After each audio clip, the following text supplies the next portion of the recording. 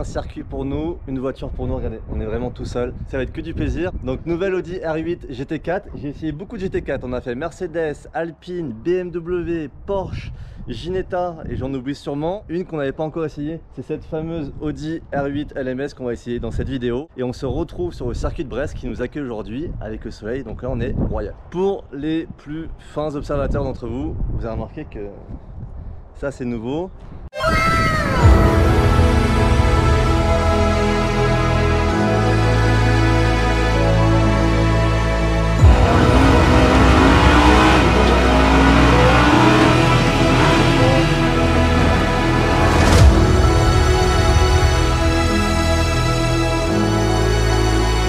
Combinaison, je vous l'avais à moitié révélé sur Instagram, je vous avais déjà montré un petit peu design sur Insta. La voici en vrai avec tous les partenaires qui sont présents, que je remercie vraiment pour me suivre dans cette aventure incroyable. Je voulais vraiment une combi noire, ça fait longtemps que j'avais pas eu de combi noire, et surtout le petit drapeau français. Et vous avez vu, on a soigné tous les détails, c'est que tous les logos des sponsors ont la même identité graphique, c'est-à-dire qu'on a gardé les mêmes couleurs. Par exemple, Veggie Fresh, qui était avant vert et rouge, m'a donné son accord pour qu'on le passe en blanc et rouge. Comme ça, on a vraiment une unité graphique et j'espère que ça vous plaît parce que moi, j'en suis ravi. Dites-moi en commentaire ce que vous pensez de la combi. Audi R8 LMS GT4.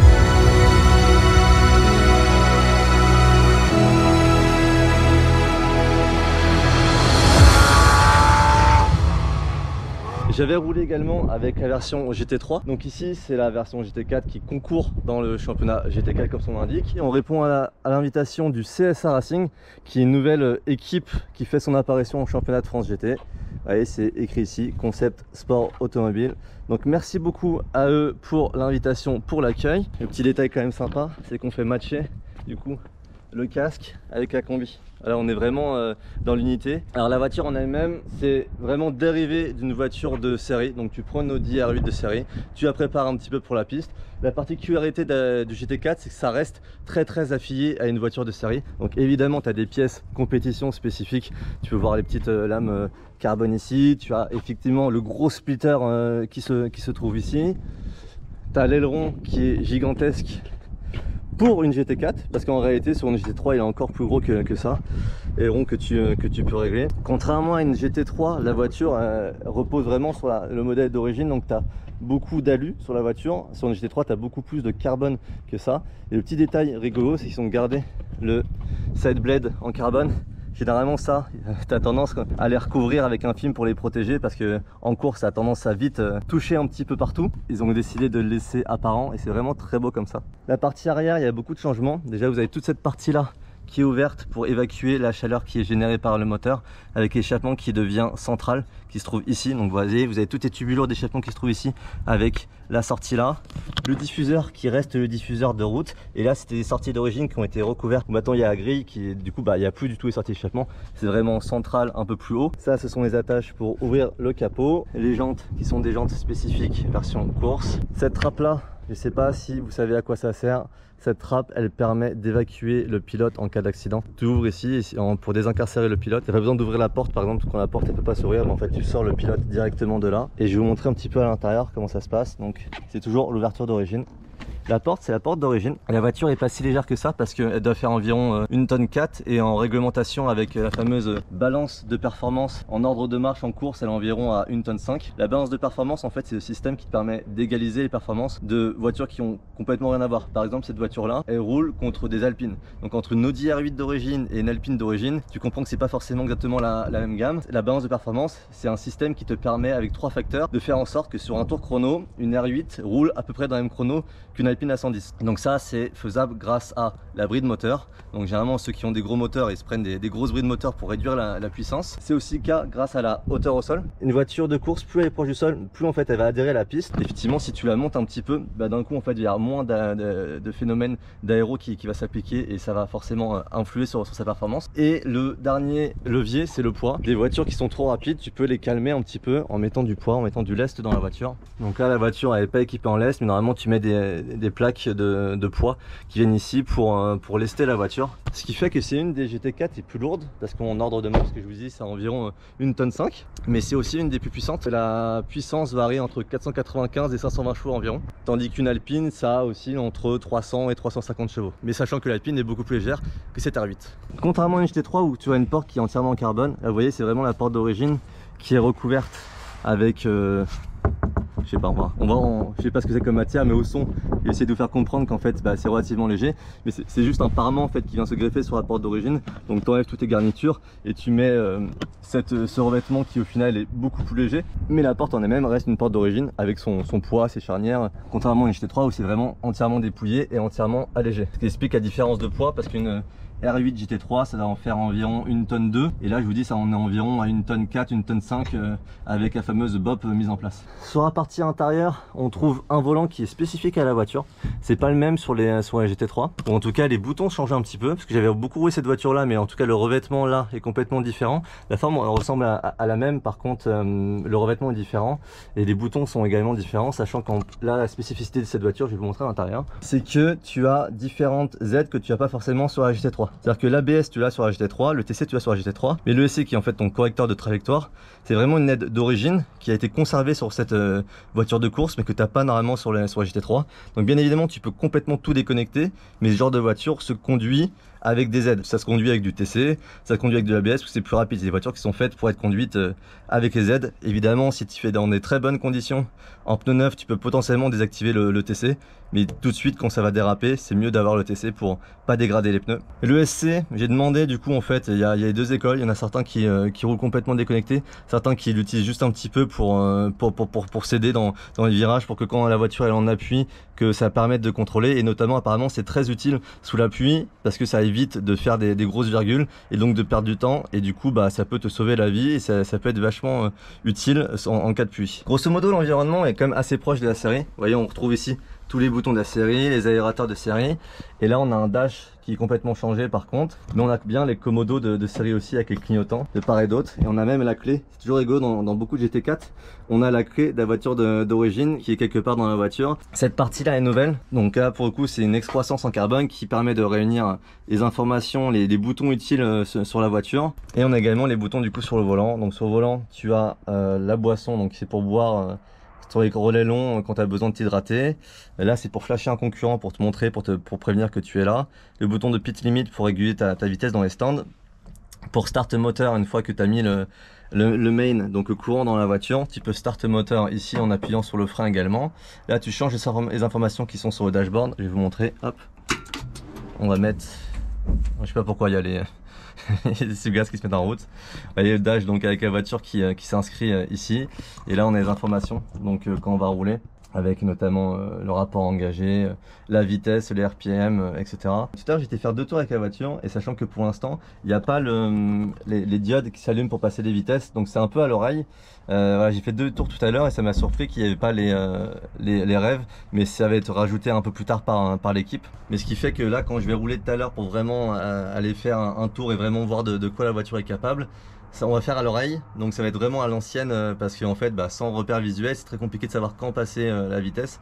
Surtout que là c'est un moteur qui est très coupleux, et donc en fait qui a facilement tendance aussi à prendre pas mal de tours, et tu sais pas trop quand intervient le limiteur, surtout qu'en plus il intervient parfois à des plages qui sont différentes en fonction de ton régime. Donc vraiment il va falloir être bon là-dessus, et limite short shifter un petit peu plutôt que d'aller tirer haut dans les tours et devoir se taper le limiteur. On a même un revêtement ici, un revêtement moussé, ils ont gardé le revêtement, ce qui fait que c'est peut-être la GT4 la mieux finie. Vous avez encore les surpiqûres qui sont là. Donc c'est vraiment la différence entre une voiture de course à proprement parler comme une GT3 et la catégorie GT4 qui est plus liée à la série et adaptée pour la piste. Et donc je vous parlais de puissance, je vous disais que ça faisait environ 500 chevaux, sachant que la voiture d'origine fait plus de 600 chevaux, elle fait même 620 ou 640 chevaux je crois maintenant. Donc vous allez vous dire que c'est moins performant. En fait effectivement en accélération c'est moins performant, mais avec tout le grip qu'on va gagner, toute la préparation sur la voiture, autour ça va être beaucoup plus rapide qu'une R8 d'origine. Notamment avec les slicks, avec tout le travail de l'aéro, le fait que les freins soient plus endurants, le fait qu'on ait gagné du poids quand même sur la version d'origine. Donc les amis, sans plus attendre, je vous propose maintenant qu'on aille s'équiper, et je mets le casque, et on est parti pour quelques tours avec la voiture, et je vous partage mes impressions. C'est vrai? Yes. Allez, c'est parti. d'embrayage.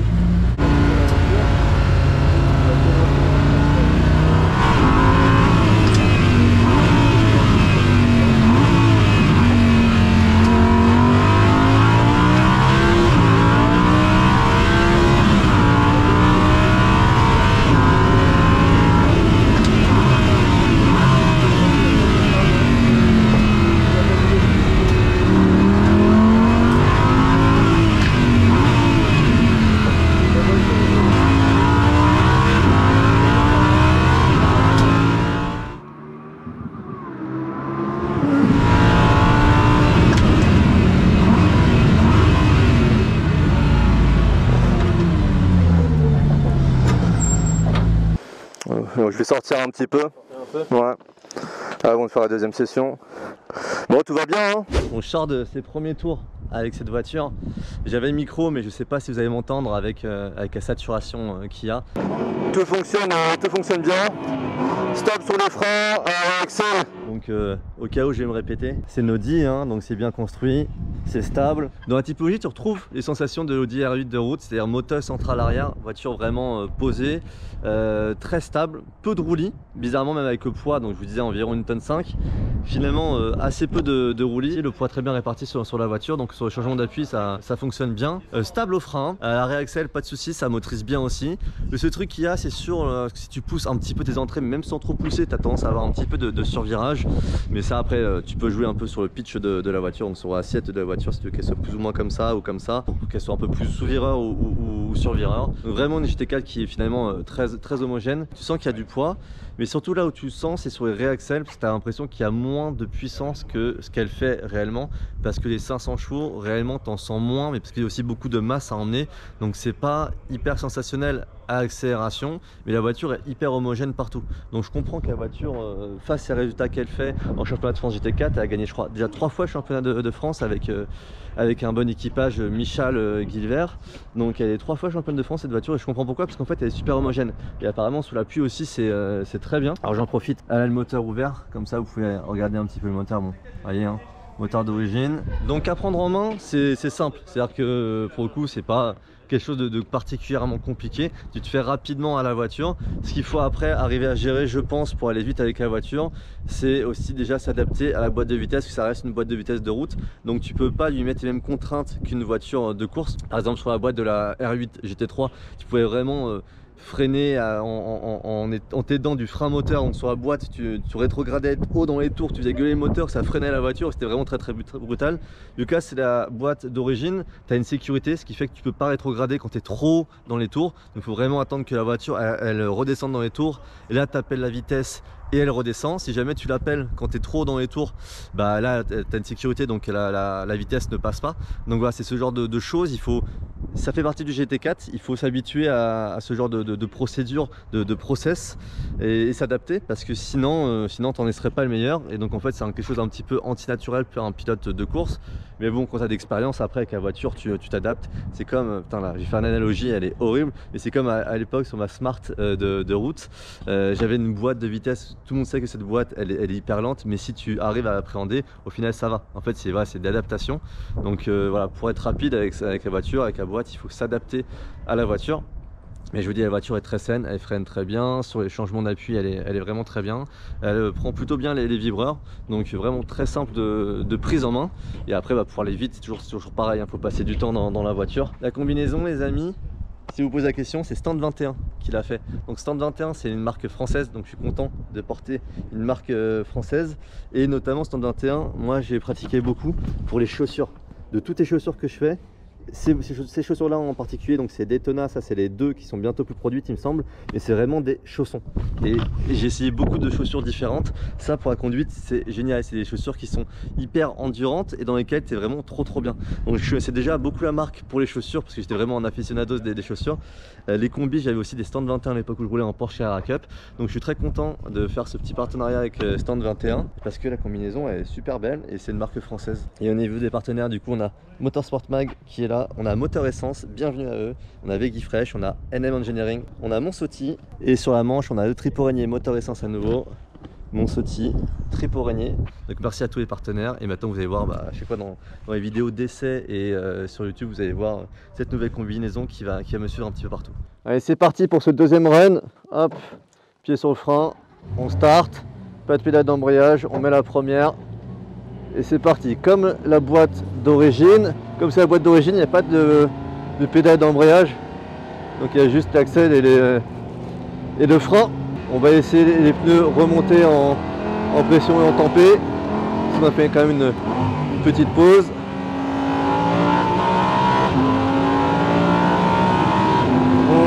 On n'a pas le régime moteur, on n'a pas les diades en fait sur le dashboard. Ce qui nous oblige à passer les vitesses au son. Parce que figurez-vous que c'est une option chez Audi et que la voiture est toute neuve, elle vient d'arriver. Donc on n'a pas encore... le team n'a pas encore reçu les shift lights. Voilà, on a bien essayé des vibreurs aussi. Le poids de la voiture, tu sens finalement pas mal sur le réaxel parce que il y a quand même de la puissance dans la voiture, mais tu sens pas tellement la puissance vu que la voiture est relativement lourde. Une tonne 5 pour une voiture de course, ça reste très lourd. Mais la voiture est très équilibrée. Allez, on va escalader ces vibreurs là, hop, de droite au gauche. L'inverse derrière, c'était de gauche à droite. Compliqué de parler, de piloter en même temps.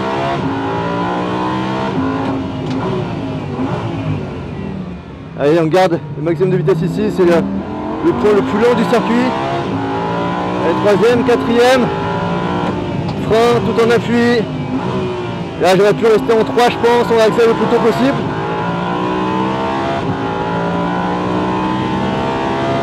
On va freiner après le 100. Et on garde la vitesse à l'intérieur de ce virage. Maximum de vitesse, l'accélération. Pas de problème de motricité avec la voiture. Frein avant qui se place. C'est limite derrière qui est un peu joueur sur les entrées freins. Là on va passer 100 mètres de frein juste avec un lâcher de gaz. On prend pas mal de sous-virages. C'était des mythes. Je pense qu'il veut me casser un petit peu la vitesse. Et c'est bien de tester aussi. Allez, on va freiner tard ici. Allez, deuxième vitesse. Encore tard, on accélère le plus tôt possible. On vient mordre un petit peu les vibreurs. Gros frein. Vibreur encore. Là, c'est vraiment la partie très serrée, très sinueuse. Où le châssis de la R8 FR doit montrer toutes ses qualités. C'est ce qui fait. La voiture, elle bouge pas. Hein.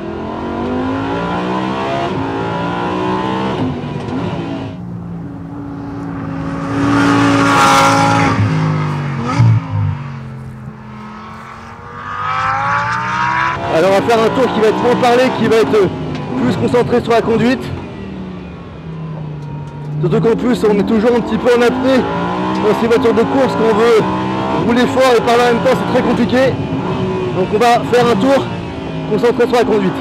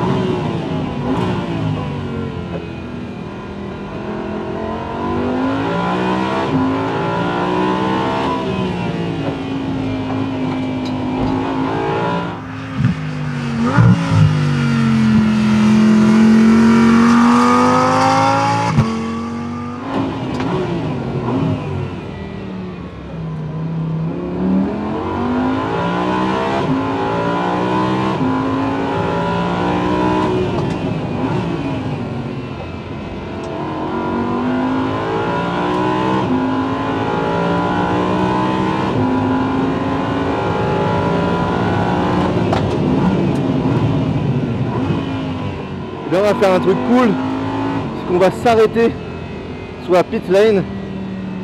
On va aller faire un petit peu des photos, on va vous débriefer au milieu de la ligne droite. Ça va être sympa.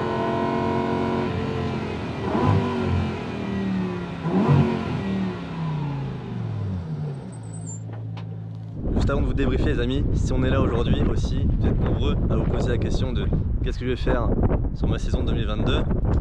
Évidemment, ça fait partie des possibilités, donc on rencontre différents teams, on teste différentes voitures.